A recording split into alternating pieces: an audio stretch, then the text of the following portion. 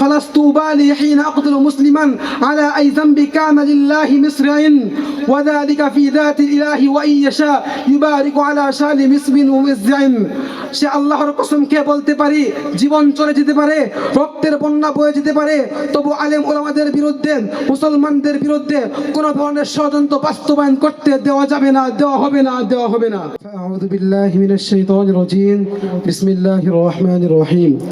আলা ইন্না আউলিয়া আল্লাহি লা খাউফুন আলাইহিম ওয়া লা হুম ইয়াহজানুন। সাদাকাল্লাহুল আযীম। ওয়া ক্বালা আন-নবী সাল্লাল্লাহু আলাইহি ওয়াসাল্লাম ইন্নাল উলামা ওয়ারাসাতুল আমবিয়া ওয়া ইন্নাল আমবিয়া লাম ইওয়ারিসু দীনারা ওয়ালা দিরহামা ওয়া ইন্নামা ওয়ারাসুল ইলমা ফামান আখাযাহু আখাযা বিহাযিন ওয়াফিরিন আও কামা ক্বালা আলাইহিস সালাতু ওয়াস সালাম।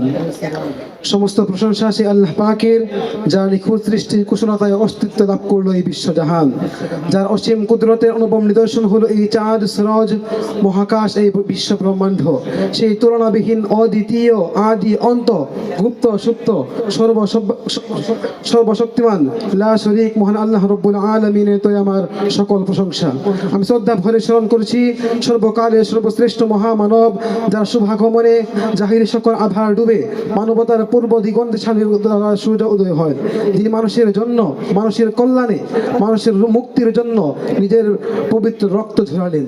যিনি মানুষের চিন্তায়, শেষ রাতে সিজদায় মহান রবের আরশ যার চিন্তায় ধরে উঠল, সেই রহমতের নবী, মায়ের নবী, বিশ্ব নবীর প্রতি আমার সকল ভালোবাসা। সম্মানিত উপস্থিতি, আজকে আমার বক্তৃতার আলোচ্য বিষয় হলো বাংলাদেশে ইসলাম ও মুসলমানদের ভবিষ্যৎ নিয়ে। এই বিষয়ে সময় সংক্ষিপ্ত পরিসরে কিছু আলোচনা করার চেষ্টা করবো ইনশাআল্লাহ। মুহতারাম হাজিরিন, বাংলাদেশে ইসলাম ও মুসলমানদের ভবিষ্যৎ নিয়ে আলোচনা করতে হলে আমাদেরকে ফিরে যেতে হবে ইতিহাসের পাতায়। আমাদেরকে ফিরে তাকাতে হবে মুসলমানদের রক্তাক্ত ইতিহাসের দিকে। আমাদের উলামায়ে কেরাম, আমাদের পূর্বপুরুষ, আমাদের উলামায়ে কেরামের রক্তচক্ষার মাধ্যমে আমরা যে আজাদি পেয়েছি, সেই ভারত স্বাধীনতা সম্পর্কে আমাদের পর্যালোচনা করতে হবে। আমাদেরকে স্মরণ করতে হবে আমাদের উলামায়ে কেরামের রক্তাক্ত ইতিহাসের প্রতি। আমাদের আত্মবিস্তৃত এই সমাজকে ইতিহাসের করাই দাঁড় করাতে হবে। সম্মানিত উপস্থিতি, ইতিহাস সাক্ষী পলাশীর প্রান্তরে নবাব সিরাজউদ্দৌলার ইংরেজদের কাছে পরাজয়ের পর যে মুসলমানদের যে হাজার বছরের ইতিহাসের পতন ঘটে, এরপর রাষ্ট্র শক্তি চলে যায় ইংরেজ বেনিয়াদের হাতে। ইংরেজ বেনিয়ারা রাষ্ট্র শক্তিকে দখলের পর মুসলমানদের উপর যে জুলুম, নির্যাতন, চাইছেন, তা হাজার বছরের ইতিহাসকে পিছনে ফেলে এক নতুন বর্বরতা ইতিহাস সৃষ্টি করেন। বিশেষ করে তারা তখনকার আলেম ওলামাদের উপর চালানো হয় জুলুম, নির্যাতনের স্টিম রোলার। শকুনের চামড়ার ভিতর হাজার হাজার আলেমদেরকে ভরে আগুনে পোড়া হয়। শত শত মাইলে এমন কোনো বৃক্ষ বাদ পড়েনি যে বৃক্ষে আলেমদেরকে ফাঁসিতে কাষ্ঠ ঝোলানো হয়নি। আজকে আমাদের আকাবির আসলাফদের রক্তের ঝরা ইতিহাস বলতে গেলে বুক কান্নায় ফেটে যায়। কারণ ইংরেজ বেনিয়ারা একথা ভালোভাবে বুঝতে সক্ষম হয়েছিল যে এই বিরাট ভারত সাম্রাজ্যের একমাত্র বিরোধী পক্ষ হলো আলেম ওলামা।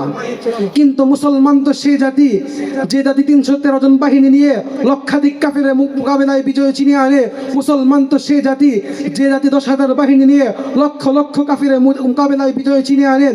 মুসলমান তো সেই উমর খালিদের উত্তরসূরি, যাদেরকে অন্যায়, অবিচার, জুলুম, নির্যাতন রুখতে পারেনি, বরং তারা নিজেদের রক্তের বিনিময়ে 200 বছরের ব্রিটিশের শাসনের জিনজি থেকে মুক্ত করেছে এই উপমহাদেশকে। মুহতারাম হাজিরিন, এরপরে ইতিহাস আমাদের সকলেরই জানা। 1947 সালে পাকিস্তান ও ভারত হিন্দু ও মুসলিম নামে দুটি রাষ্ট্রে গোড়াপত্তন হয়। 1947 সালে পাকিস্তানি মুসলমানদের অবস্থা খুব বেশি সূচনা ছিল না। পাকিস্তানি মোহাম্মদ আলী জিন্নাহ সেদিন পাকিস্তান ওলামাদের সাথে যে বিশ্বাসঘাতকতার পরিচয় দিয়েছিল, তা পাকিস্তানের ইতিহাসে কালো অধ্যায় হয়ে রয়েছে। এরপরে 1971 সালে আমাদের এই বাংলাদেশের সূচনা। আমাদের আলেম ওলামাদের উপর যখন আঘাত করা হয়েছে, তখনই তারা বুক টান করে শিশুতলা প্রাচীরে দাঁড়িয়েছেন এবং দীপ্ত কণ্ঠে ঘোষণা করেছেন, আয়াম কুসুদ্দিন ও আনাহাই, ও মুসলমান, তোমাকে ভুলে গেলে চলবে না। এই ইসলামের জন্য নবীজি দান মুবারক শহীদ হয়েছে উহুদের ময়দানে। 70 জন সাহাবীকে শাহাদাত বরণ করতে হয়েছে।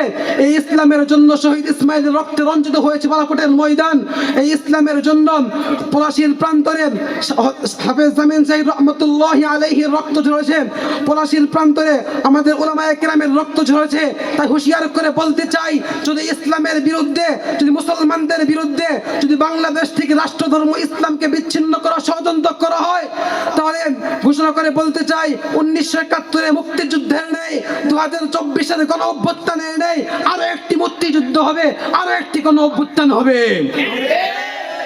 মুহতারাম হাজিরিন, পরিশেষে সাহাবী উলামা ইমানদের ঘোষণা করতে চাই, ফালাস্তু বালি হিনা আকতুল মুসলিমান আলা আই যামবি কানা লিল্লাহি মিসরাইন ওয়া যালিকা ফি যাতিল ইলাহি ওয়া ইয়াশা ইউবারিকু আলা শালি মিসবিন ওয়া মিসজাইন। সে আল্লাহর কসম খেয়ে বলতে পারি, জীবন চলে যেতে পারে, রক্তের বন্যা বয়ে যেতে পারে, তবু আলেম উলামাদের বিরুদ্ধে, মুসলমানদের বিরুদ্ধে কোনো ধরনের ষড়যন্ত্র বাস্তবায়ন করতে দেওয়া যাবে না, দেওয়া হবে না, দেওয়া হবে না। ইনশাআল্লাহ। নাসরুম মিনাল্লাহি ফাতহুন করিব ওয়া বাশশিরিল মুমিনিন।